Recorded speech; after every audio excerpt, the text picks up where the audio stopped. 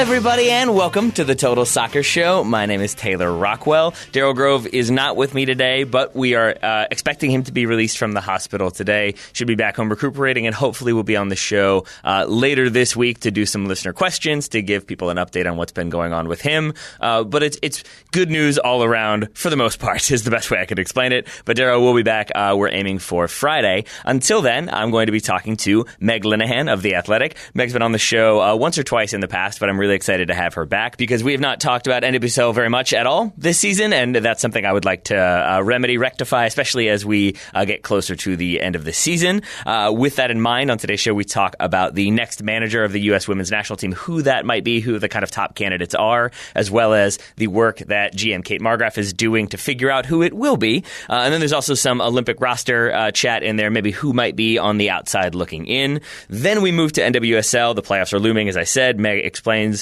who she thinks will make it and what might happen, as well as other topics like why the Orlando Pride are bad, why the Dash and Sky Blue don't have big-name players, and who the next young stars, I should say, of the league might be. Plus, her dog even chimes in. Her dog has thoughts on, I think, Margraf and I think it was Kristen Hamilton. A couple other players is when the dog gets animated. So you've got all that to look forward to. So I will stop with the introduction and instead say, joining me now, I've got Meg Linehan of The Athletic to help me make sense of all things NWSL and U.S. Women's National Team. Meg, thank you very much for taking the time to speak with me today. Hey, how are you today? Doing well. And I'm very excited to talk with you because we have been lax, maybe both, in terms of our coverage of women's soccer since the Women's World Cup. We have fallen victim to that old sort of narrative of like, oh, we're going to get really into it, and then maybe fading off a little bit and then coming back for the Olympics. So I'm going to try to make that not be the case. I would like to talk women's soccer more regularly, and I'm glad to have you around to help me be able to do that because I look at you as like one of the knowledge havers when it comes to women's soccer in this country. I try very hard to be a knowledge haver, and sometimes it, works better than others. Can you tell that I hadn't quite figured out what I wanted to describe you as when I started that sentence? Yeah, I'm eloquent. Anyway, so I wanted to start off by talking about the women's national team.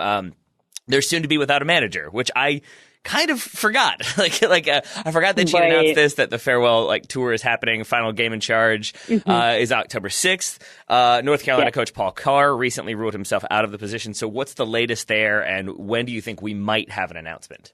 So it actually is kind of interesting. So part of what is coming into play here is we actually have a new general manager on the women's side as well. So Kate Margraf got installed into this position that's never existed before.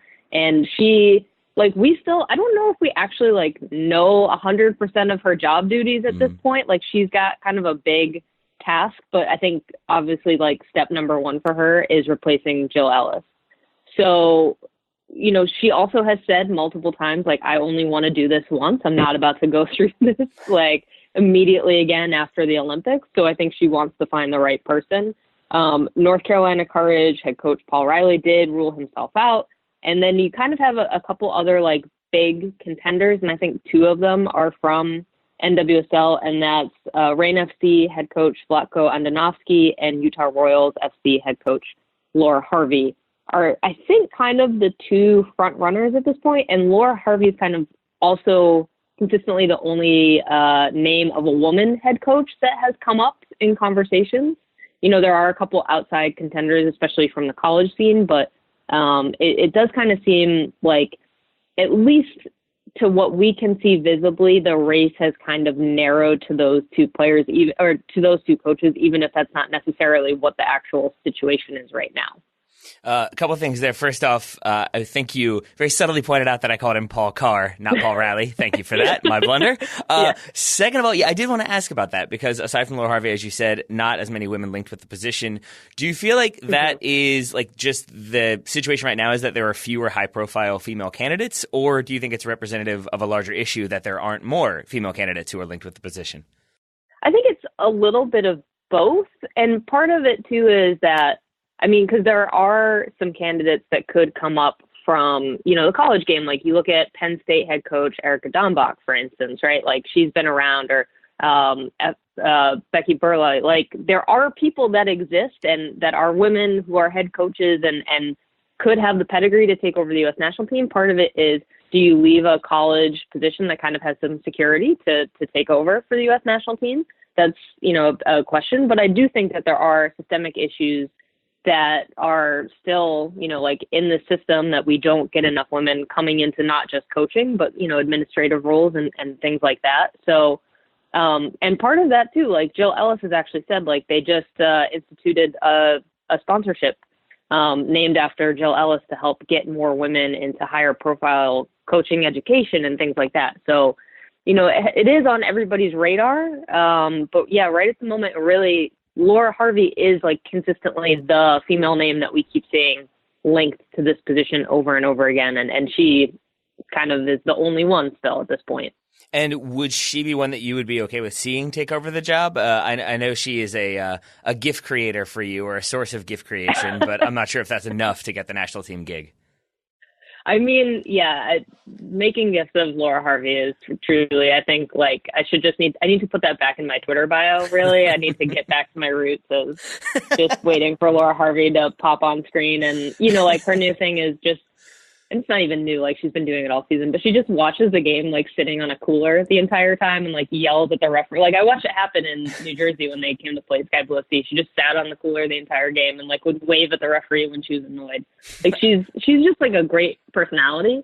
And she also, like, she's one of those people that, like, really, truly gets it, right? Like, in terms of NWSL and its role and all sorts of stuff. Like, I had a really great interview with her earlier this year that I still think is one of the best interviews I've really ever done. And basically all I did was let her talk for 20 minutes.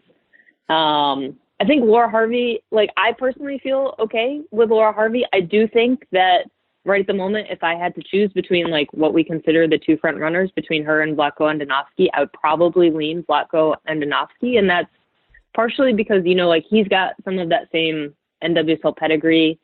He's coached a lot of the national team players, though Laura Harvey has as well.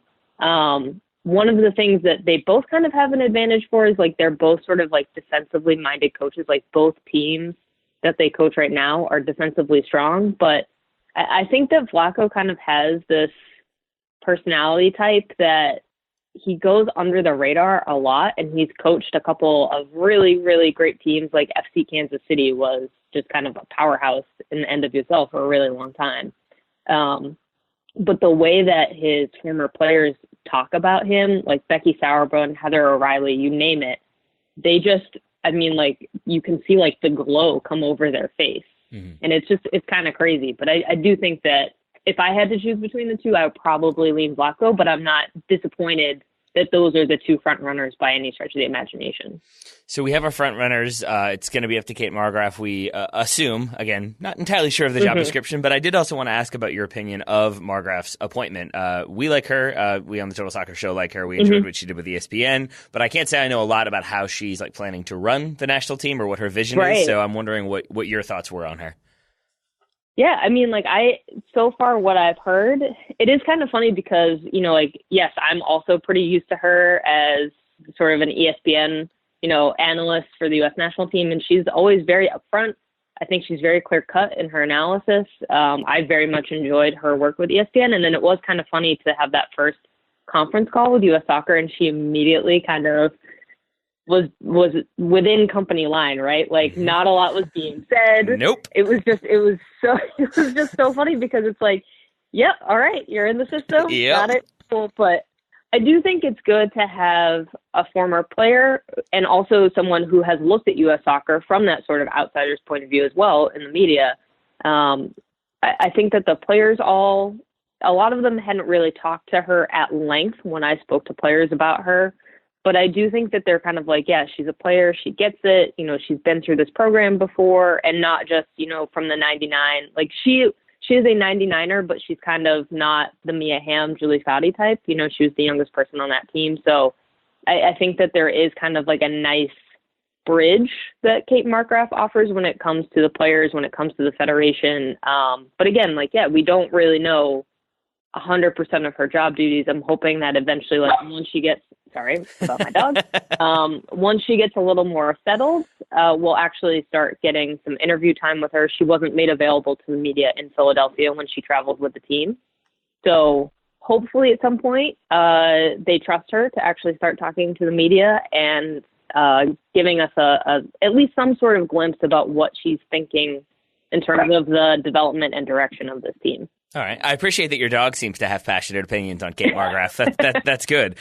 No coach lined up. We've already said that. I'm still assuming that the Olympic roster won't look like too dissimilar from the 2019 World Cup roster. So I know you can't really say for sure, given that we still don't have a coach. But who are the players you think maybe could be at risk of missing out on that competition?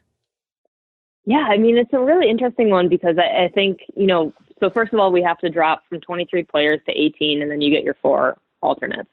And if you look at the 2016 edition, we had this sort of big turnover simply because we had a whole bunch of retirements, and then Sydney Leroux and Amy Rodriguez got pregnant that year. So the roster kind of settled itself to some extent, and you were able to get in new players like Crystal Dunn, Mal Pugh, Lindsey Horan into the Olympics. We're not really going to have that same situation in the flip from 2019 to 2020. And a lot of the veterans who, in other years might have said oh, okay, I got my World Cup. I'm good. I'm done.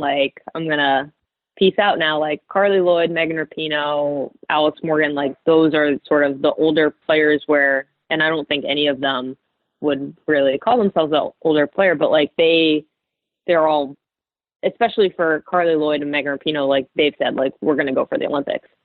So Megan Rapinoe is still very much in form, obviously up for FIFA Best Awards this year. Carly's kind of the one player where, there were a lot of questions going into this World Cup about her place on this roster, a lot of debate about her starting versus being on the bench. That was a big narrative heading in. And so I think that's really the player that we're going to have to watch, especially with a new head coach coming in, of how they decide to tackle putting Carly Lloyd on the Olympic roster or not, because it's one thing to put her on a World Cup roster where you have some extra leeway, but with 18 players, I think it's a little bit harder to justify that. And then Alex Morgan, who you mentioned as a more veteran player, she announced this week she'll miss the remainder of the NWSL season due to knee injury. That's only 3 games, I think. So that seemed very dramatic at first, and then I realized only 3 games, slightly less dramatic. Right. But do you think that has any impact on the national team, or do you think she'll just kind of continue to be in consideration after she deals with the knee injury? Yeah, I think she's probably fine. She's still relatively young compared to everyone else, but she has had a very injury prone career.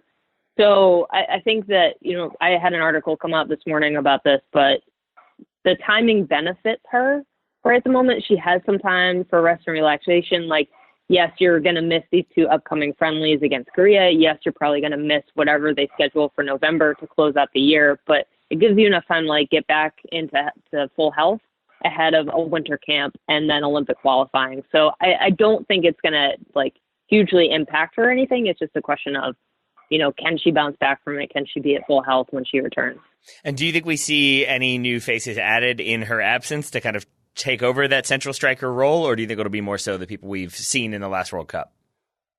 No, I mean, we have so much depth there, right? There's a ridiculous number of forwards. I think the one nice thing that we did see in the last pair of friendlies is Jill Ellis called up Kristen Hamilton and rewarded her for her great summer so far in NWSL with North Carolina Courage. So, there are people who are kind of ready and waiting for their moment in the spotlight. And that's what we always kind of see with winter camp, where you get this huge chunk of players called in. So that way everyone can kind of get a sense of what the pool looks like. And especially with a new head coach coming in, that's probably where we're going to see that sort of movement happen, where you start to get a look at who's, further down the list when it comes to the depth. All right. Well, you mentioned Kristen Hamilton in North Carolina. Let's talk North Carolina. Let's talk NWSL for a moment. North Carolina coasted to the Shield last year, winning 15 points. That's PSG, both men's and women's PSG. Or no, excuse me. PSG men's and then Lyon women's coasting. Yeah. There we go. They didn't concede in the playoffs, won the final against Portland 3-0. This time around, things are a little bit closer at the top. Is that North Carolina underperforming this season, do you think, or is everyone else just sort of catching up? Well, North Carolina looked like absolute beast last year, and this year you can actually kind of see some cracks, right? They actually have been susceptible to some other teams this year. And then the past week, they won against Portland Thorns 6-0, which we don't really expect. And then they completely demolished Orlando Pride, which you do kind of expect 6-1. So my dog is a delight. Also not happy about Orlando losing, it sounds. So Margraf fan, Orlando Pride fan, got it. That. I know, I feel that.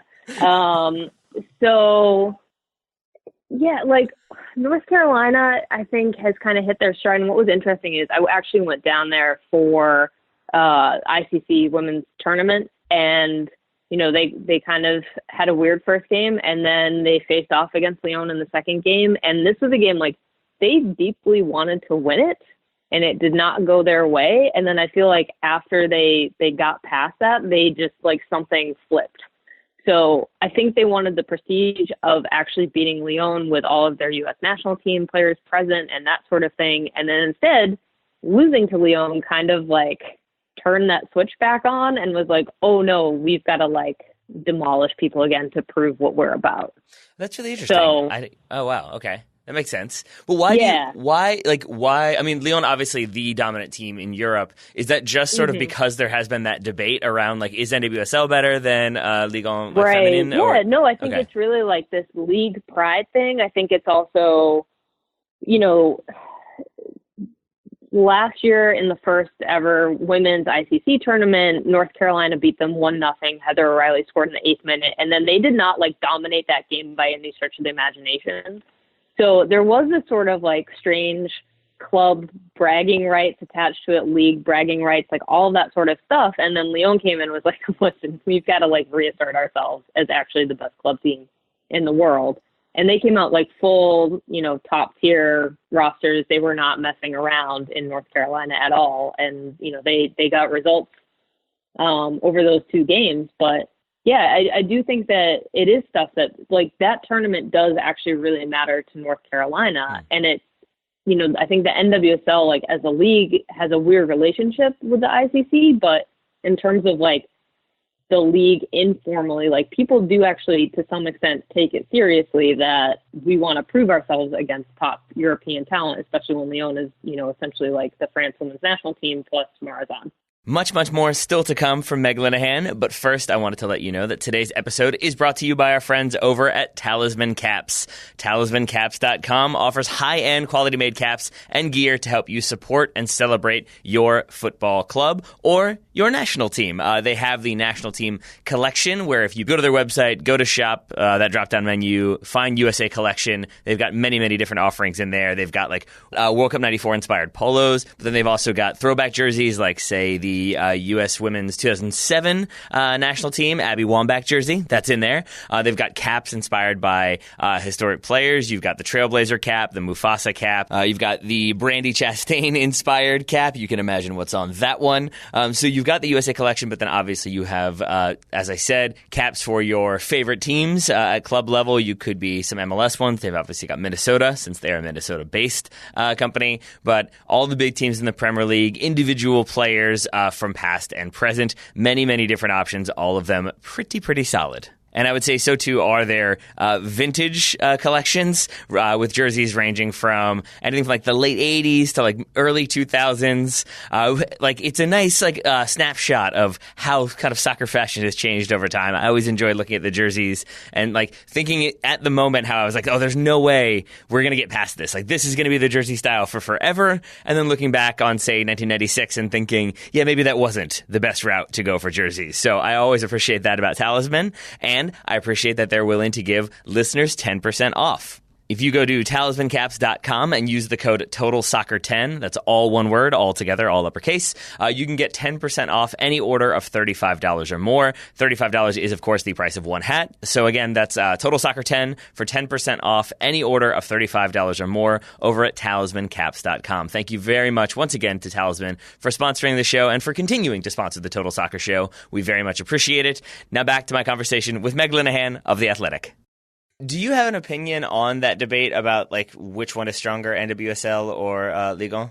Yeah, I mean, I think that NWSL still kind of has that claim in terms of top to bottom talent. Like, and I think that we've seen it this year is that, the Shield race was more unpredictable. We've seen other teams take over the top spot.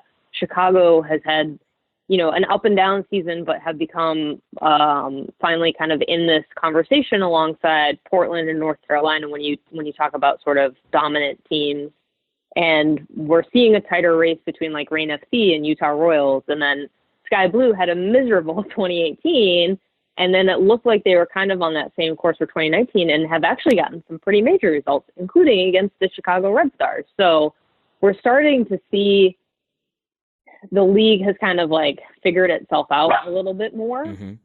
And then Lyon, I think, is still kind of, D1, it's kind of two top teams still. And then where they kind of get that parity is Champions League. And that's the thing that we still can't really compete with in the United States is just kind of the appeal of a Champions League type tournament. And that's kind of where ICC has tried to fill in that gap. And it works to some extent, especially when you're able to get teams that are outside of like the Champions League format, which in theory should happen. But it's really like NWSL versus Champions League is actually kind of the competition. And that's where I'm not entirely sure who has the edge. I genuinely have no idea what the answer to this question is. Is there a team like in North America outside of the NWSL that like not as close to it like North Carolina, but like who would be the main competitor if there were going to be a friendly between North Carolina and say a team from Canada or Mexico or somewhere else in CONCACAF? Ooh, I mean, Liga MX for the women is really, there's nothing really in terms of like infrastructure for Canada women's soccer. Christine Sinclair is in Portland. So actually Houston Dash just announced a friendly that's going to be on, I think, October 5th against Tigres from the Liga MX Women's League. So, but they're still like, they're getting great like attendance numbers and like I think that they're doing great work for their visibility and all that kind of stuff, but it's still not like in terms of quality of play for NWSL, I don't think. So there isn't really like a club infrastructure in the CONCACAF system that could really compete with what Europe has right at the moment. All right. Well, let's stay with the NWSL then. As you said, Courage destroyed Portland 6-0. Aside from North Carolina scoring a bunch of goals in that game, like what happened? Because I do think of Portland as a very good team. Obviously, they did lose in the final last year 3-0, so this is double that. But I'm assuming something either went very right for North Carolina or very wrong for Portland, or maybe both. Yeah, I think it was a little bit of both just because, I mean, Portland looked gassed.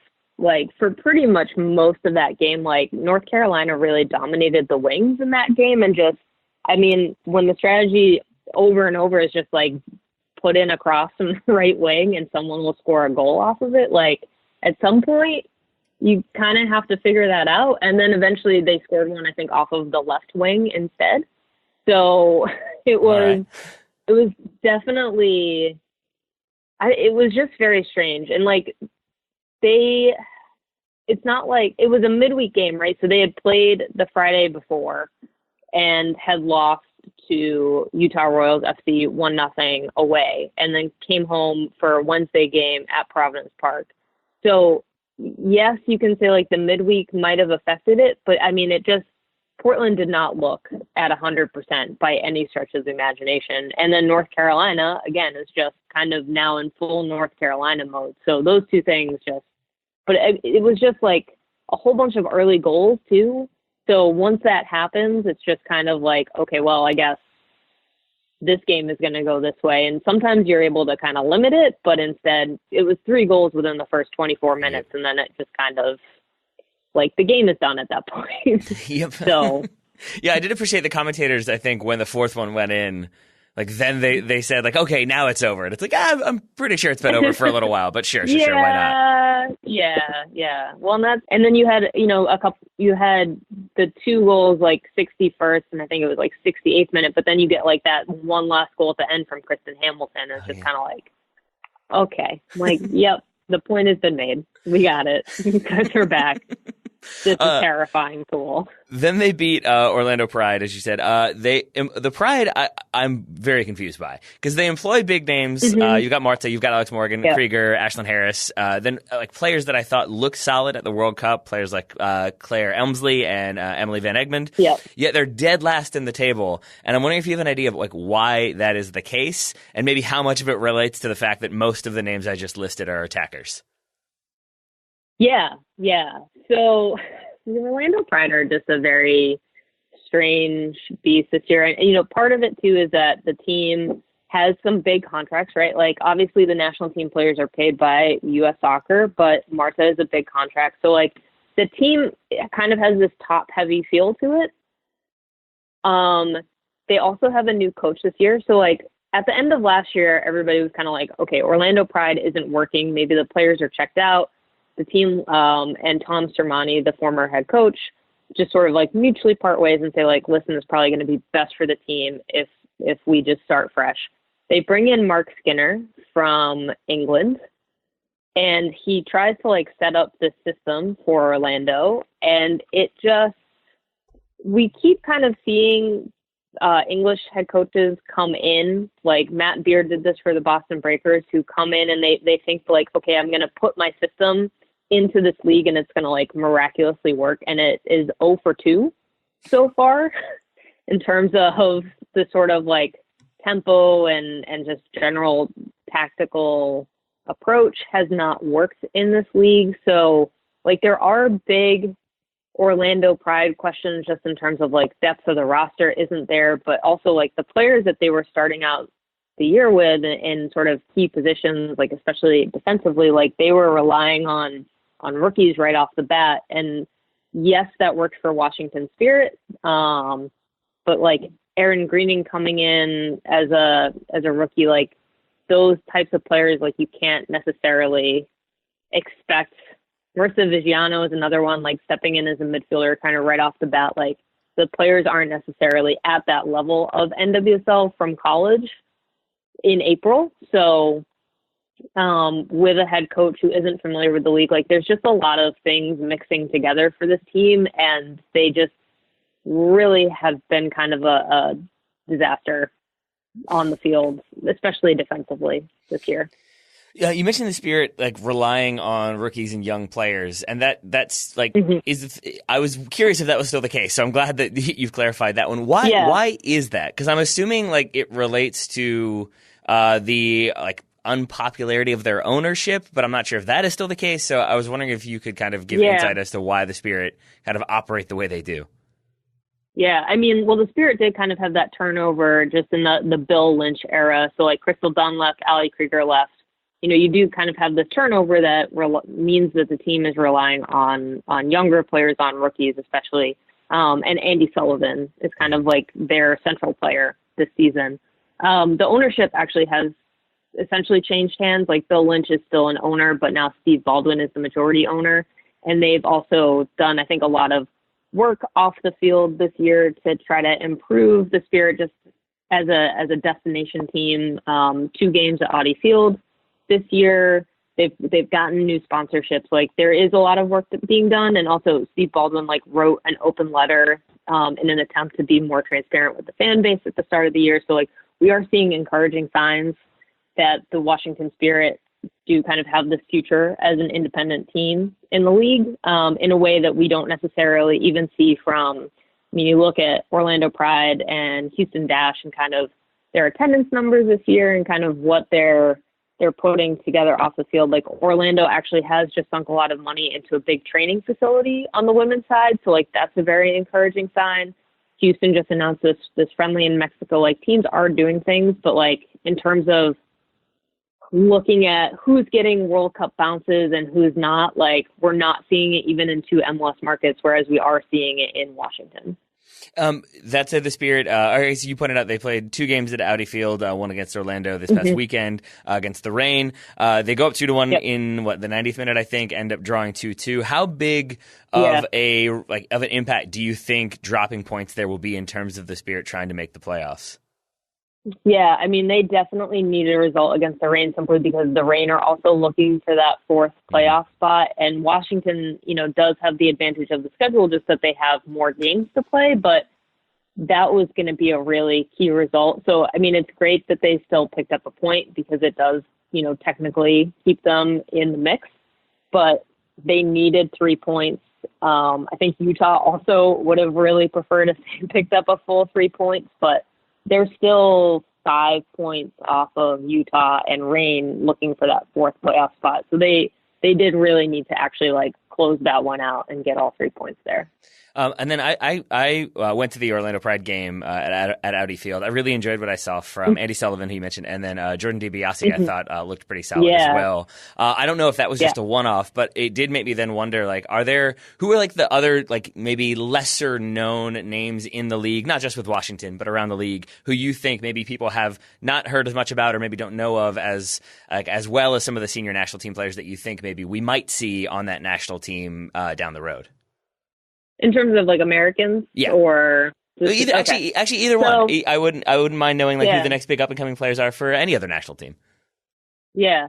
So, well, what's funny is because when the question first started, like the first player that my mind went to is Yuki Nagasato, who is not necessarily an up and coming player, but used to be on Japan's national team, and I think has been so key to Chicago Red Stars' success, and especially in terms of setting up Sam Kerr.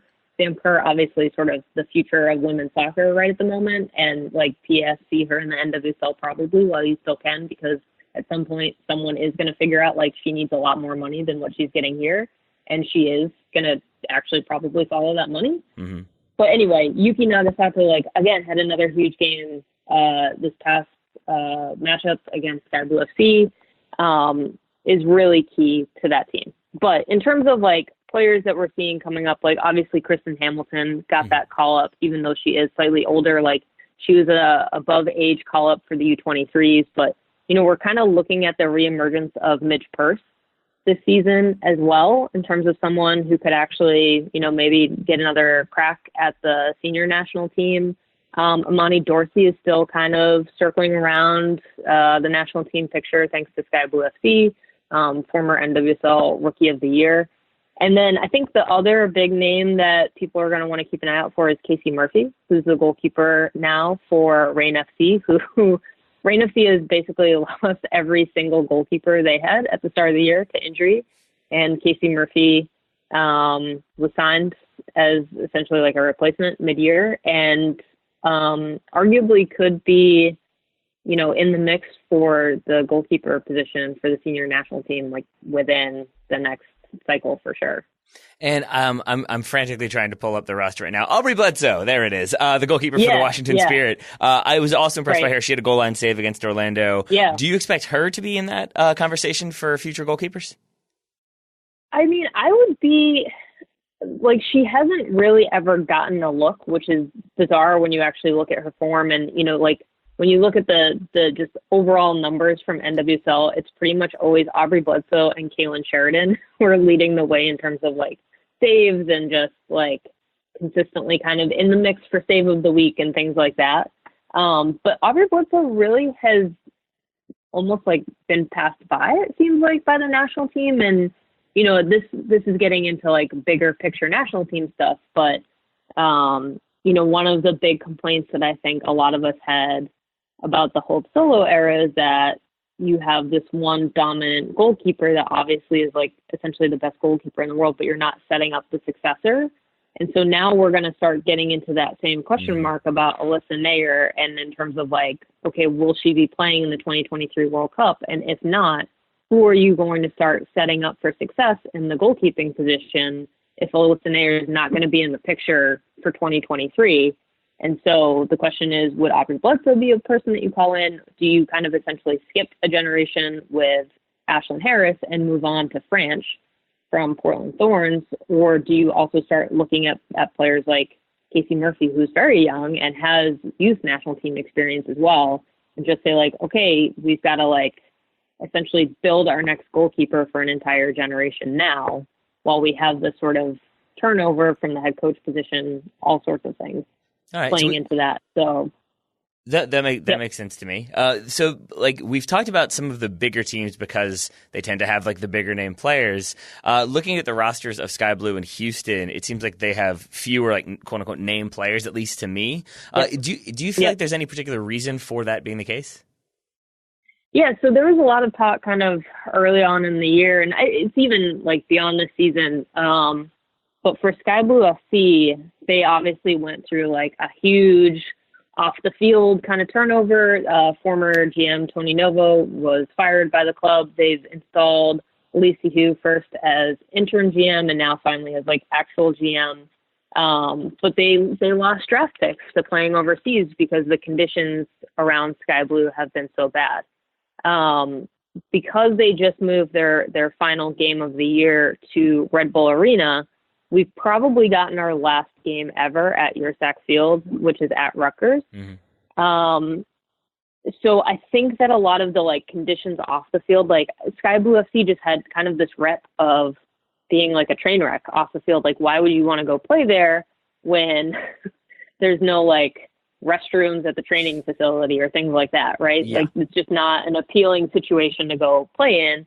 But I think that Elise LaHue, as many of us kind of expected when she got pushed into this new role, has done so much work and I think has really turned the team around. So I think that the worst of their issues is behind them for sure. Houston, on the other hand, like they're kind of going through the same thing. I think they also, unfortunately, have just the weather of Houston probably does not appeal to a lot of people, just like I think Orlando kind of has that same situation.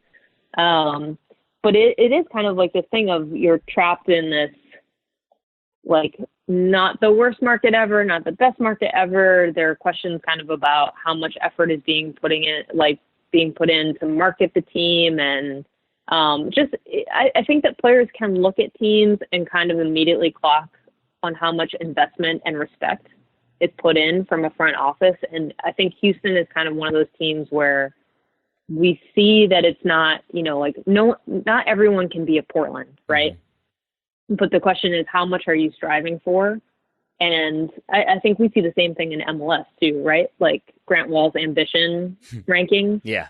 And I think that's kind of where we see Houston especially struggling, is that the ambition is not necessarily where players would like it to be. And that's why, we've seen some players say like, oh, I'm going to pass on going to Houston. No, thanks. I want to go to a market where I know like I'm going to get attention and I'm going to get marketed the right way and it's going to be good for my career. And that's kind of where we've seen that disconnect with Houston. So I was at the draft in Chicago, and yeah, it became abundantly clear that people did not want to play for Sky Blue at that draft. Do you think this time around, will that still be the case, or do you think they've gotten past some of that? Do you expect people to be more okay with Sky Blue? And I guess the same question for Houston as well. Yeah, I think, and now I think the question is, I think it's going to be a lot more like results-based, right? So Houston is still in kind of an okay position. Like they really don't have a chance of making the playoffs. But like the question for Houston is like, because they've never really actually been in a position to make a serious run for even like a home playoff or something like that. Like that's where people are going to be looking at Houston. For Sky Blue, I think that probably we're not going to see the same situation that we saw in Chicago by any stretch of the imagination. And part of that, I think, really was tied to Tony Novo and his approach. I think that Elise LaHue has been around for a while and kind of knows how to approach draft picks. They've got to figure out their coaching situation. I think that's going to be a key to making sure that Sky Blue actually can be a player at the draft and saying, like, listen, our record in 2018 was terrible. Our record in 2019 was better. We got some good wins, and there is a promise here. And if you come play for us, like you can help be the difference, and that gets us into playoff positioning for 2020.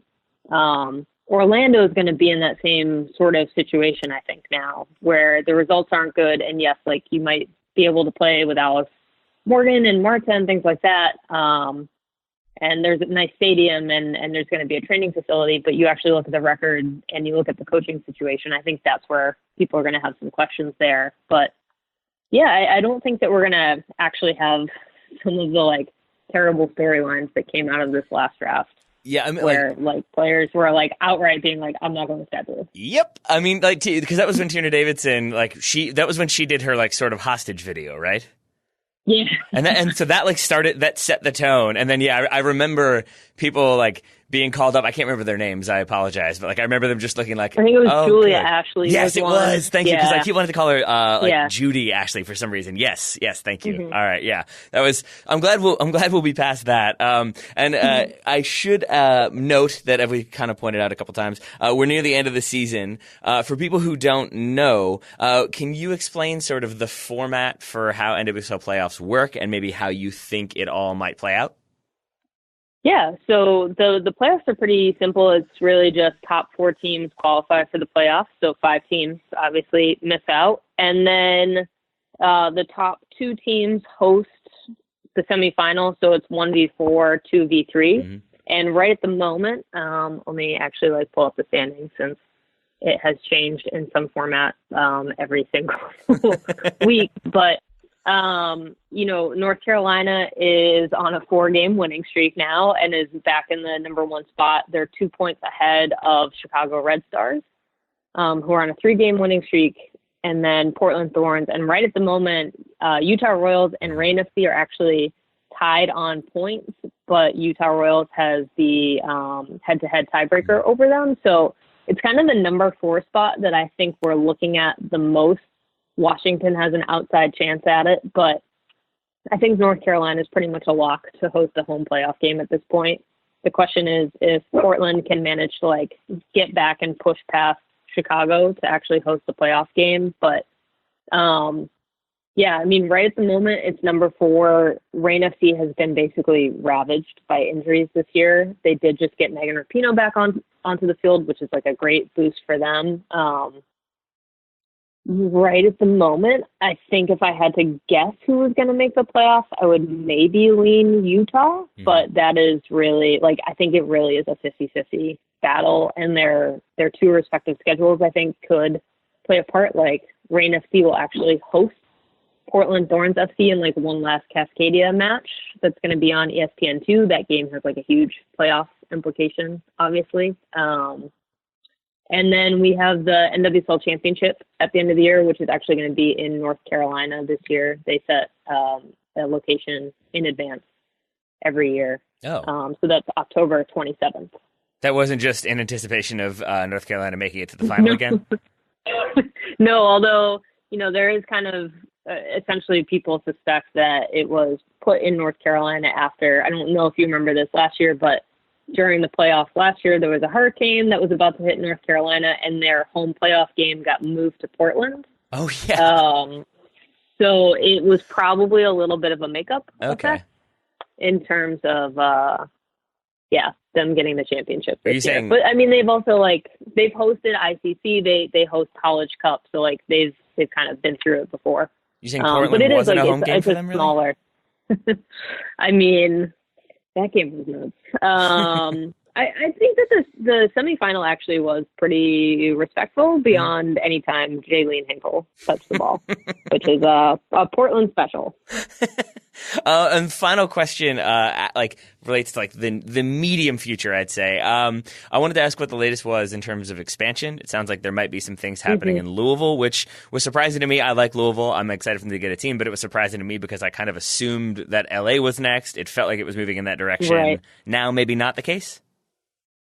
Yeah, so we're still waiting to really hear anything concrete. Every person that I talked to kind of on every side of it was really hoping that if there was expansion this year, that they'd be able to kind of announce it mid-season rather than waiting for the end of the year, as every other sort of either relocation or expansion effort has always happened kind of in the off season.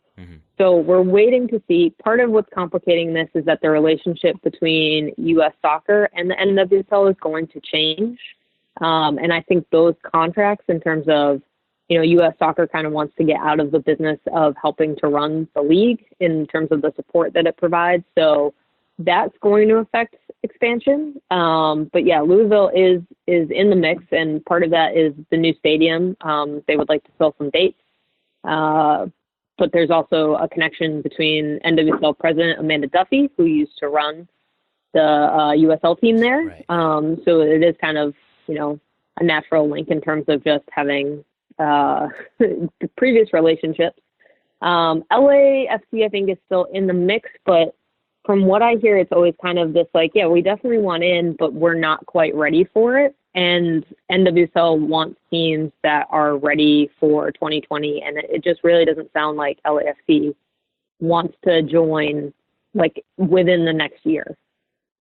And then would you expect Atlanta to be further in that conversation down the road? Yeah, I think Atlanta is going to be in the mix. I also think like Minnesota will probably be in the mix. Cincinnati has definitely started sniffing around as well. Like there are markets from MLS point of view where it obviously does make sense. Atlanta has had women's professional soccer before. But I think obviously it's a completely different beast compared to the beat with what Atlanta United is doing right now. Yeah. I do think that it probably would, it's a much better internal structure to build from Atlanta United based on what WPS had built. So, I do think that Atlanta's probably going to become interested, but I think that right now finding markets where NWSL can step in and immediately become a big player, like that's part of why Portland works so well, is that there's not a lot of competition for the Thorns, and that there obviously was like an existing soccer fan base. So I do kind of actually like the league looking at smaller markets and finding ones that would work for them. Like technically, if an NWSL team moved to Louisville, they would be the only professional team in like Division I in that town, which immediately sort of provides a boost. And if you have, Alex Morgan swinging through or, like all these other World Cup players, like there is going to be some appeal there right off the bat, even with casual people. Yeah, I have long made the argument that Louisville would be a great city for Major League Soccer, so I would very happily have it be an NWSL city instead. But Meg, you've given us so much time. I really appreciate it. I know you're in the middle of a fairly comprehensive article. Can you let people know what you're working on? Yeah, I'm just really trying to write an article that really sums up everything we've got so far when it comes to the U.S. Women's National Team lawsuit against the Federation, the collective bargaining agreement stuff, public opinion stuff, like really just trying to put everything in one place so that way we have it as a resource and a timeline. So that way when something happens and we have to say like, okay, let's put it in the context of this larger fight against the Federation for equal pay and also, investment and marketing and all of this other stuff, we actually have a place to say, okay, this is where it fits into this bigger picture. That would be lovely, and I look forward to reading that. But for now, I'll let you get back to work and maybe taking the dog out, it sounds like. Is it a boy or a girl? It's a girl. It's DeWitt. Yeah, she sounds like she's ready to I've go. got her in my arms. This is for what it's worth, this is why I record in our studio, even when it's just me as opposed to at home, because almost every time our mail carrier comes through and our dogs, one tiny, one large, go nuts during recording. And that's never great for the audio. So I feel your pain on that one. Yeah. Well, it used to be like Jill Ellis used to do conference calls from home and you could always hear her dog in the background. She's just like, sorry, guys. She's so cool. She's so chill. We need another national team manager that has that much chill. But Meg, thank you very much one more time. We very much appreciate you taking the time. All right. Thank you so much for having me.